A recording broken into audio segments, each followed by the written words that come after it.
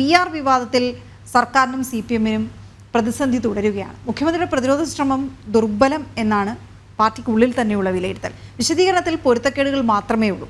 വിവാദങ്ങൾക്കിടയ്ക്ക് CPM സംസ്ഥാന സമിതി ഇന്ന് തിരുവനന്തപുരത്ത് ചേരുന്നുണ്ട്.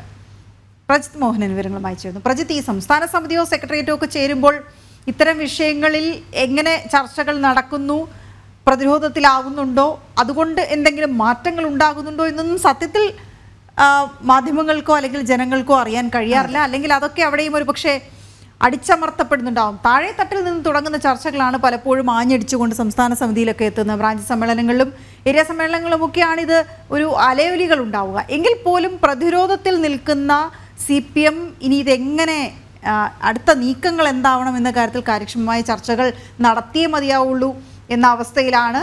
മറ്റെന്തെങ്കിലും അജണ്ടകളുണ്ടോ?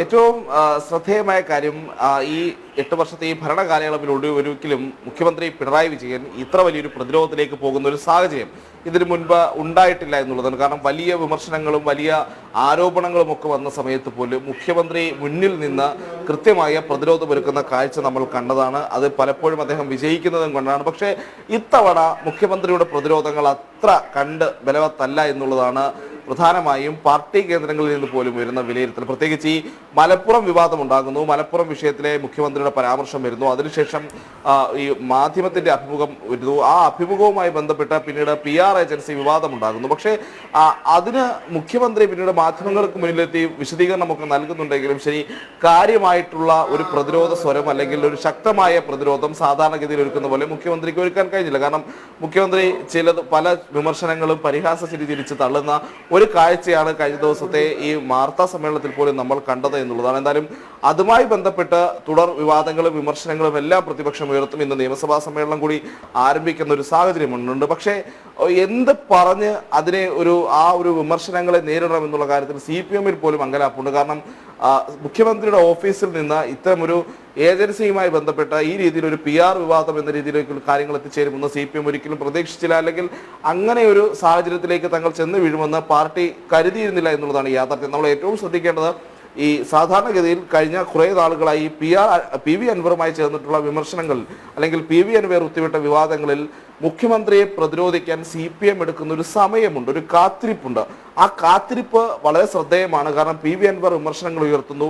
ആ വിമർശനങ്ങൾ ഉയർത്തുമ്പോഴും പിന്നീട് CPM സംസ്ഥാന സമിതിയും സംസ്ഥാന സെക്രട്ടേറിയറ്റും ഒക്കെ ചേരുന്ന സമയത്ത് എടുക്കുന്ന നിലപാട് എന്ന് പറയുന്നത് അൻവർ ഉയർത്തിയ ആരോപണങ്ങൾ ഗൗരവകരമാണ്, പക്ഷേ അത് ഉയർത്തിയ രീതി ശരിയല്ല എന്നുള്ളതായിരുന്നു. ആദ്യം അതൊരു വളരെ ഒരു ലാഘവത്തോടെയുള്ള അല്ലെങ്കിൽ വളരെ സോഫ്റ്റ് ആയിട്ടുള്ള ഒരു വിമർശനമായിരുന്നു. പിന്നീട് അത് മുഖ്യമന്ത്രി വലിയ രീതിയിൽ വിമർശനവുമായി അല്ലെങ്കിൽ മുഖ്യമന്ത്രി വലിയ രീതിയിൽ അൻവറിനെതിരെ തിരിഞ്ഞ് വാർത്താ സമ്മേളനമൊക്കെ വിളിക്കുന്ന സമയത്താണ് CPM കുറച്ചുകൂടി ശക്തമായൊരു നിലപാട് സ്വീകരിക്കാൻ പോലും തയ്യാറായത്. പിന്നീട് അൻവറിന്റെ തുടർ വാർത്താ സമ്മേളനങ്ങളിൽ CPM നേതാക്കൾ പ്രകോപിതരാകുന്നു. അവർ വലിയ രീതിയിലുള്ള വിമർശനങ്ങളുമായി രംഗത്ത് വരുന്ന ഒരു സാഹചര്യം. പിന്നീട് അൻവർ പുറത്തു പോകുന്നു. പക്ഷേ ഈ PR വിവാദം വന്നപ്പോഴും സമാനമായ ഒരു രീതി നമ്മൾ ശ്രദ്ധിക്കേണ്ടതുണ്ട്. കാരണം 1-2 മന്ത്രിമാർ, മുഹമ്മദ് റിയാസും ശിവൻകുട്ടിയും പോലെയുള്ള 1-2 മന്ത്രിമാർ അല്ലെങ്കിൽ DYFI തുടങ്ങിയിട്ടുള്ള സംഘടനകളും ഒരു പ്രതിരോധമൊരുക്കിയെങ്കിലും അതിൽ കാര്യമായ ഒരു പ്രതിരോധം, അതായത് CPM-ന്റെ ഒരു ലൈൻ ഓഫ് ഡിഫൻസ് ഉണ്ട്.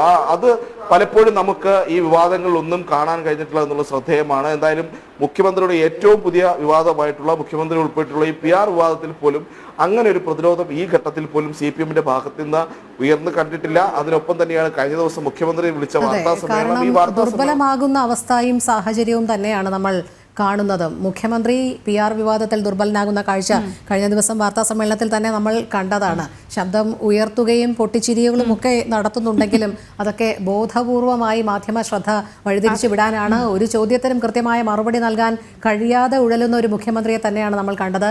ഇപ്പോൾ CPM സംസ്ഥാന സമിതി ചേരുകയാണെങ്കിൽ പോലും മുഖ്യമന്ത്രിക്ക് അനുകൂലമായ ഒരു നിലപാട് തന്നെ അവരും സ്വീകരിക്കുമെന്ന് തന്നെ കരുതേണ്ടിയിരിക്കുന്നു.